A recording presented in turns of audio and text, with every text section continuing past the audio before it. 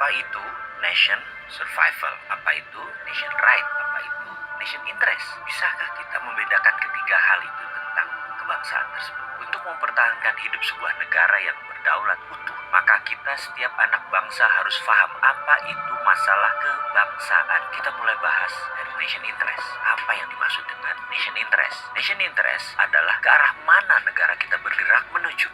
Sebentar, kita ini jangan-jangan ditanya nation itu apa, state itu apa, atau dalam bahasa Indonesia bangsa itu apa, negara itu apa, nggak ngerti ngebedainnya. Betul ya? Masih bingung? Kita bahas lebih dalam. Bangsa Indonesia itu jadi lebih dulu dari negara Indonesia. Bangsa Indonesia itu jadi terlebih dahulu ketika Sumpah Pemuda tahun 1928 dengan mengatakan berbangsa satu, bangsa Indonesia. Maka sejak saat itu jadilah bangsa Indonesia. Sementara negaranya, negara Indonesia baru jadi setelah 17 Agustus 1945. Baru ada yang namanya NKRI. Baru ada negara atau state. Bangsa atau nation itu ada haknya, ada right-nya. Dan ini yang harus ditegakkan. Bagaimana menegakkan nation interest? Dalam jangka panjang, kita ini harus memiliki sistem bernegara yang kuat. Kita ini harus memiliki sifat bangsa yang penuh dengan kompetensi. Salah satu pentingnya bernegara adalah kita memahami prinsip bernegara. Yang membedakan negara Indonesia dengan Singapura, yang membedakan Indonesia dengan Cina, yang membedakan Indonesia dengan Amerika adalah prinsip bernegara masing-masing. Ada value yang ditanam di setiap negara. Ada prinsip yang dianut di setiap negara. Misalnya Bill of Rights-nya Amerika, Liberté, Égalité, dan Fraternité-nya Perancis. Cina dengan BRI-nya, Belt Road Initiative. Indonesia dengan Five Principle atau Pancasilanya. Kita sekarang melihat negara yang sulit dikontrol karena populasinya 1,5 miliar manusia, yaitu bangsa Cina. Bagaimana bangsa Cina ini supaya mempunyai negara yang tetap utuh? Bukan main-main mengelola bangsa Cina ini. Negara Cina sangat serius mengurusi bangsa Cina. Juga demikian dengan Amerika. Ada 380 juta bangsa Amerika yang terdiri dari multiras.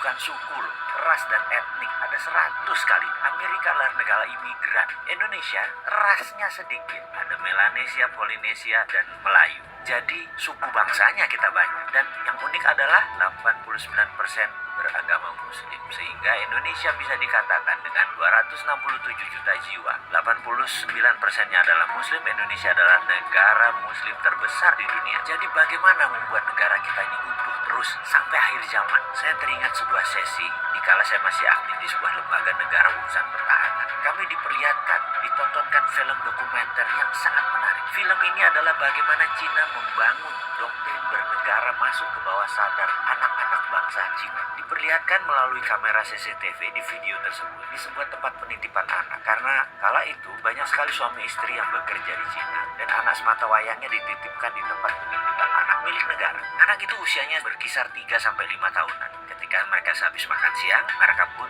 tidur siang secara bersama-sama. Kira-kira jam satuan kira-kira. Dan baru terlelap 15 menit lalu disetel lagu kebangsaan Cina. Ajaib, anak-anak itu bangun berdiri tegak sikap sempurna. Walaupun matanya tertutup, badannya doyong-doyong. Sampai lagu tersebut berakhir kira-kira 1,5 menitan. Lalu mereka melanjutkan tidur lagi. Dan ini bagi saya luar biasa sekali. Lalu ada di sesi lain. Mereka kan tinggal di rumah susun, yang apartemen itu. Di mana di sore hari banyak anak-anak lagi main basket, main bola, main tai chi, dan beragam aktivitas sore. Pada pagi dan siangnya, di tiang-tiang itu dipasang speaker. Wah, banyak oleh sebuah tim. Ketika puncak kegiatan mereka kira-kira jam 5 sore, kembali diperdengarkan lagu kebangsaan Cina. Apa yang dilakukan? Anak-anak tadi yang lagi lari, lagi bergerak, tahu-tahu anak-anak itu semuanya diam, berdiri dengan sikap sempurna ketika lagu kebangsaan Cina tadi diperdengarkan. Mereka diam sampai lagu tersebut habis selesai dinyanyikan. Dan mereka hanya diam saja di posisi masing-masing. Kalau lagi ke timur yang ada ke timur, lagi barat yang ada ke barat.